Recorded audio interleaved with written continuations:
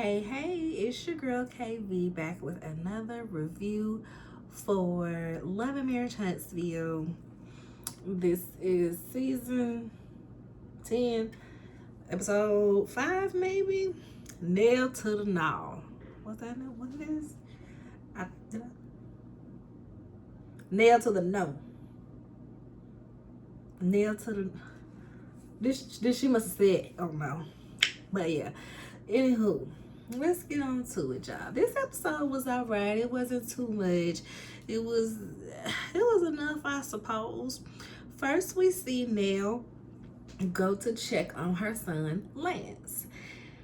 She gets there and she like, you'll never have no snacks, no wine, no snacks, and then I had to bring my own. And she got a big bag. I guess this her son, so she probably gonna be there for a second, and she probably think he needs some snacks, so she just bought enough to leave there too. But I said, dang, how much stuff you pulling out, lady? It's just you and him. But she pull out some, but I ain't gonna lie, I be the same way. If I know you ain't got no snacks coming up, I'm coming with a lunch box of my own. Like, people, I get made fun of a lot. When I would go to my friend's house that got kids, when I came over, they would be on my heels like, what you got in that lunchbox? You got some Cheetos? I'm getting the Cheetos. What are the Doritos? And let me get them. Bruh, I don't play about my snacking. I be needing a little something to snack on sometimes. So Lance has been stressed because he has been single fathering with this new baby. Mind you, this baby, let's see, how far are they from the reunion? This baby can't be no more than 6 months? Baby can't be no more than 6 months old, and he is doing it alone. He is a single father. I said, wait, what? Huh? They don't address why he's a single father at all. We don't hear Nathaniel about this baby's mama.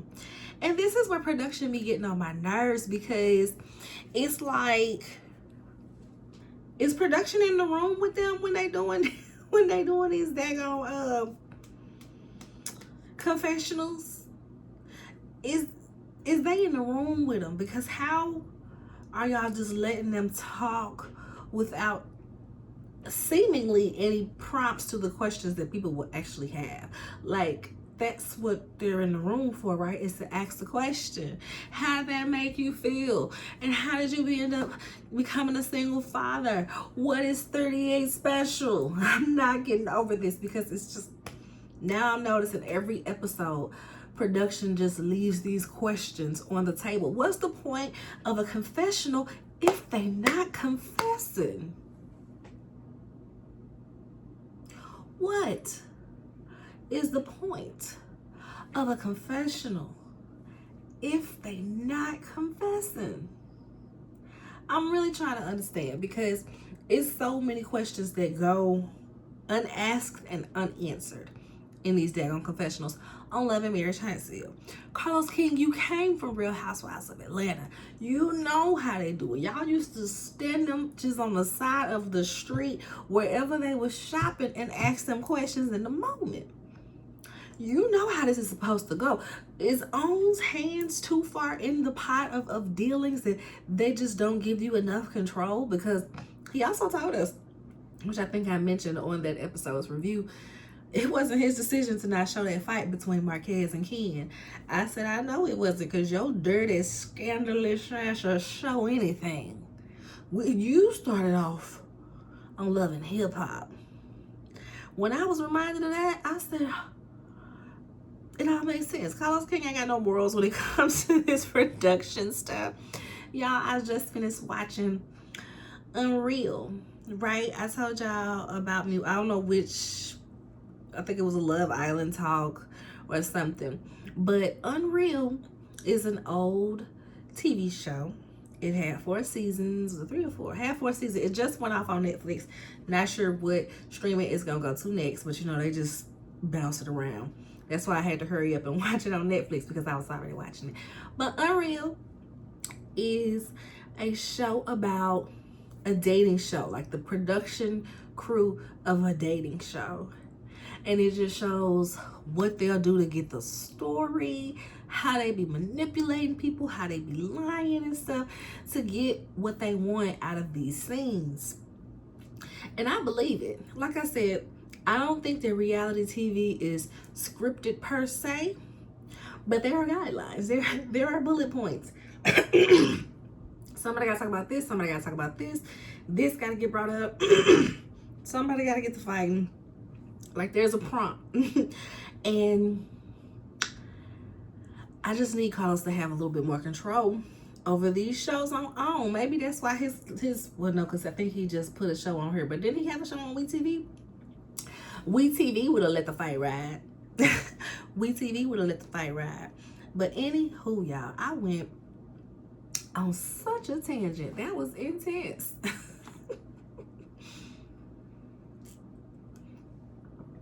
That was intense. So back to Lance and Nell. Lance, like I said, is a single father. We don't know why. We don't know where the mom is. This is his first time. Ooh, he got 3 kids. I can't remember if he said this is his first time being involved from the beginning or being alone in the beginning. Again, why are we alone, buddy? Does the baby mama not want anything to do with the baby? Is she in the hospital? Did she get ill? Did she sign over rights? Why are y'all not together? Like, it's just so many questions. Don't tell me like you knocked up a stripper and that's why you didn't know if you was the baby daddy because stuff had to be done. And then once you found out when the baby got here, you was like, I got a baby. It's like you ain't tell nobody. The streets want to know. You can't try to make Lance, y'all making the grown kids more of a storyline, but you're not giving enough of the storyline. Y'all gave it to us with Jalen. Okay, we're gonna put Jalen on the screen more. Sure, we got that. I loved it. I loved to see Reese squirm and Marceau and Jalen double team. A lot of people didn't like it because they want relationship drama. I just want drama, and that was the type of drama that I could appreciate.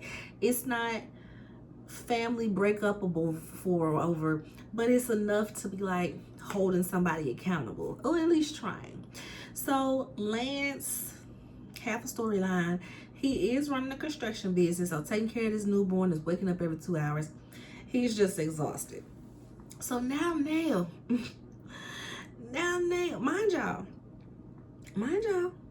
last season, she was just crying and complaining about overextending herself and the kids in their pockets. They want to spend their money. The kids taking up their time and resource they wanted for themselves. She was just complaining about this last season.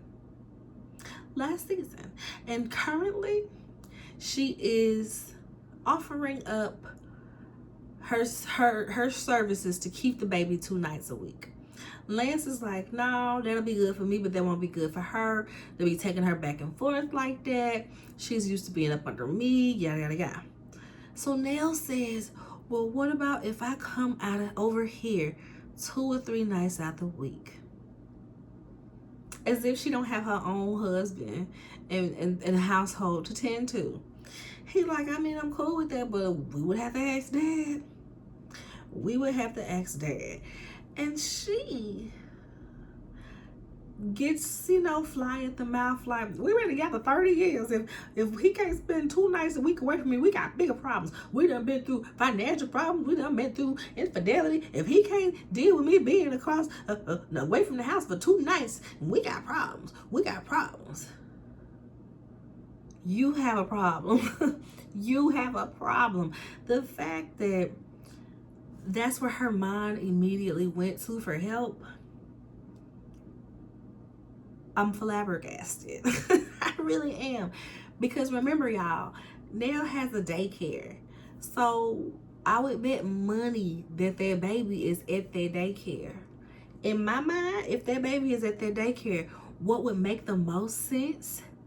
I keep the baby here at the daycare another couple hours past usual pickup. You go home, get showered, get dinner, come get the baby, or I'll drop the baby off. It's just long work hours. We can do that a couple of days a week to give you, but not let me uproot what I'm doing and come over here with you. when your husband is used to laying next to your body and probably having you making dinner and carrying on, having dinner with you, but you finna be over here. Girl, Lance is like 35 years old. Lance is like 35 years old. I get it, he's a single father doing it on his own. He got to figure it out. Now, if you that concerned, does he get a discount at the daycare? Is he paying at the daycare? Lance, you should be able to hire a nanny. While you in the house, you get home, the nanny is there for a few hours, 2 to 3 hours a day when you get home, so you can get stuff done. Like, it just feels like it's solutions in there. It just feels like there's something in between me not helping at all and me coming over here 2 nights a week to stay for the baby. There's some in between. There's something in between, y'all. I feel like we should be able to get to some type of compromise, right? So,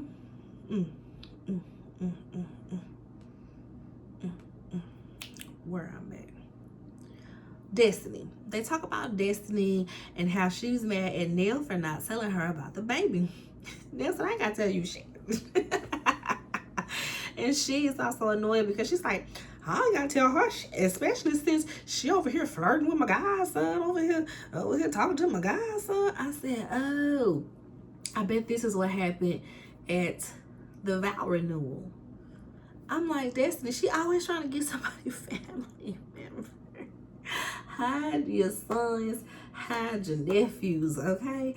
Because Destiny, even if she haven't slept with none of them, it's just the fact that she really be carrying on like this. She done went from Jalen, which is Kimmy's son, to Lance, which is Nell's son, and about to be on Nell's godson. We don't even know his name yet, but...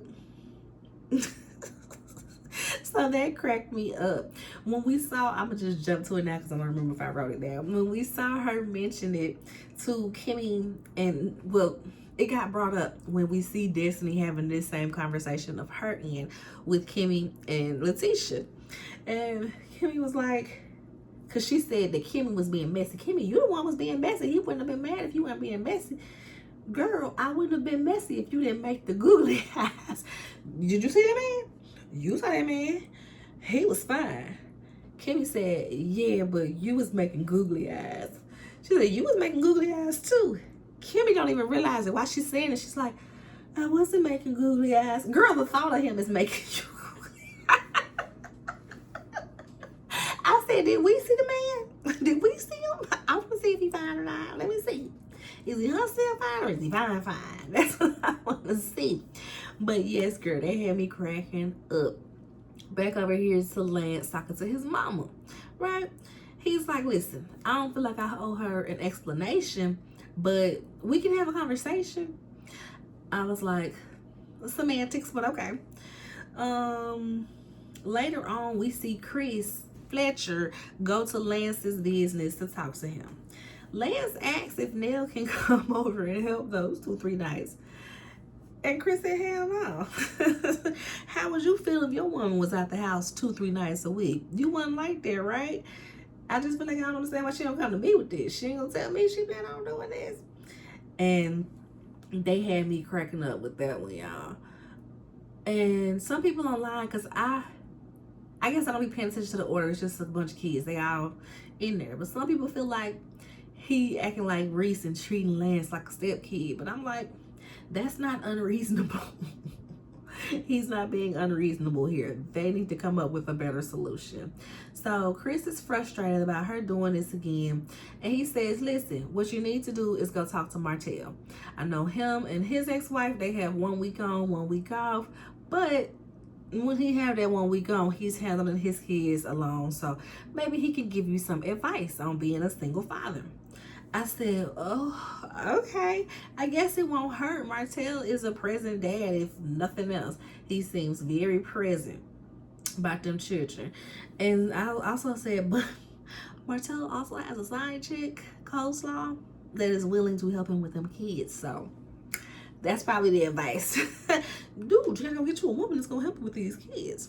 And that's probably what he was trying to do in Destiny. She got one, I got a couple. She know what she doing. Let's get these kids. Yeah, help me with these kids. Type D, right? She older too. He was probably trying to He was trying to nanny her. So, like I said, we see Kimmy, Tisha, and Destiny meet up for shopping. They're talking about everything, how the ladies feel like they're not being transparent. Kimmy and Tisha really feel like they are transparent. They really feel like they're being transparent. And I'm like, not really. No, not really. We don't get Kimmy and Tisha's pure thoughts. We get Kimmy's, oh, well, professional pageant girl type answers. And we get Tisha's drunk rants. We don't really get them when they mad at they man and they like, no, I told him this and da da da da da da da. But they've been able to skate by so long because Mel and Martell was the main storyline, and that's what everybody was focused on. And as long as Mel and Martell was there spilling all of their own tea, what we gotta spill our tea for? The people are fed, okay? The people are fed. But now, that is not the case. And especially with the way Tisha is seemingly trying to behave as if she's the HBIC, as if she is that girl, as if she's in charge of the girls. You're gonna have to give us more, queen.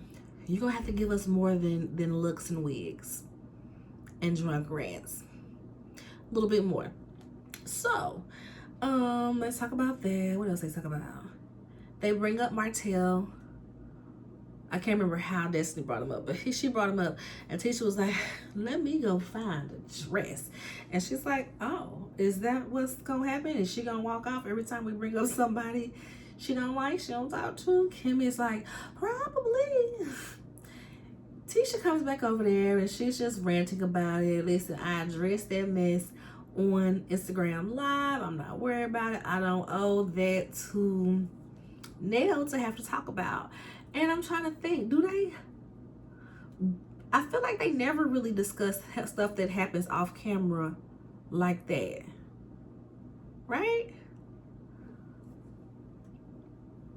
I feel like, do they? I don't know. So then Destiny talks about Lance and how he been moving weird and ignoring her. I'm like, well, he's a single dad now, so. And he felt like he was trying to get with his god brother, so his possible god brother. Is it his god brother? Just because it's Nell's son doesn't mean it's his god brother. Maybe, maybe not.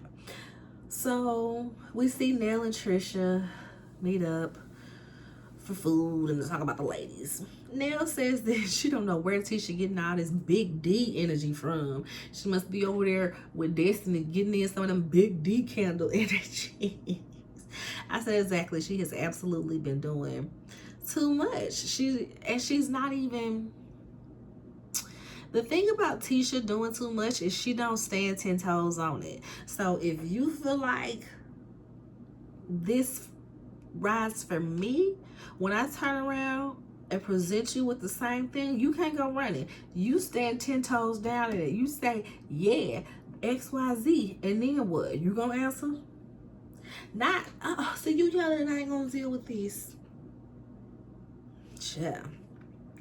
So of course Nell is still feeling a way about it, and because Tisha, she was trying to get up in Chris' face, even when Tisha was telling a story to Destiny, she was like, Nell was saying that I was all in Chris' face. I was in Chris' face.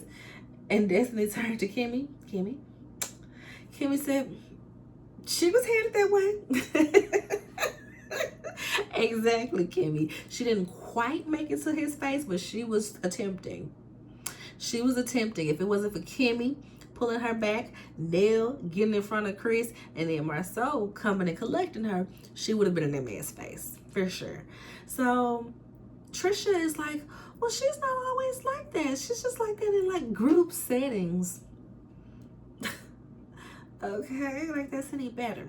But Nell asked her if she did that to your man, would you be fine with that? Trisha was like, oh, well, no. Girl, you would have body slammed that lady. Please stop playing with this. Next, we see Jalen go to see his mama, and he drops a good bomb on her. Y'all know he was talking about going to Colorado for a job because he was thinking about changing industries, but he got a lucrative job offer here in Huntsville. So he's staying. And of course, Kimmy is excited because you know how people that love their mama and get along with their mama, once they get grown, it's like you and your mama really legit become best friends. Like, so she want her baby clothes. Shoot, she going over there hanging with him, doing this, doing that. She want her baby clothes. So good for him. Now he mentions Reese and how Maurice was deflecting when they had their conversation. She agrees with him, like, yeah, he be doing that, but he also feel like he right in his head, and she kind of still tries to defend him, even though she agrees with Jalen. And then she says, you know, well, there was a little payoff. There was some payoff to his actions. Jalen says, you know, it felt like more of a mentorship. And maybe that's because I don't know what fatherhood feels like, but it just felt like a mentorship. I said, you don't know what fatherhood feels like, but you know that you got more of it from Marcel than you did from your stepdaddy, Maurice. Okay? It just really dawned on me when they mentioned that he was 13 when they came into his life that Jalen probably became a Q because of looking up to Marcel. I was like, that's probably the reason why he a Q, because he like, yo, Uncle Daddy a Q, he a solid guy. I'm finna follow in his footsteps, right? How cute. But surprisingly, Jalen does agree that it paid off, you know. Reese's way of raising him taught him to figure it out on his own. I said, no, baby. You didn't have no choice but to figure it out on your own. And your mama equipped you with the wherewithal to not quit and be a buster in life. That's what that is. But hey, tomato, it's his life. If that's how he feel, cool. Who are me to judge? Who are me to insert my opinions? A YouTuber, but insert my opinions onto him, you know. Lastly, is this the last thing? Later on, yeah, it's the last thing. We see Nell and Letitia meet up with the intentions to straighten things out. That's what they said. That's what the meetup is for. So they talk about Tisha and her liquid courage and how she was on 100. She's like, well, I don't feel like I was on 100. I'm like, girl, Kimmy already said / alluded to the fact that you were on 100 and you was doing too much and you was trying to get in that man's face. Like, my thing is, even when Tisha, I get it, she ain't seen this thing at this point. But when she watched these things back, do she be embarrassed or she really feel like she didn't do nothing wrong? That's what I be wondering. They got a pretzel bun. That pretzel bun be thick as fuck. The Chick-fil-A pretzel bun, it be so thick. It be too much.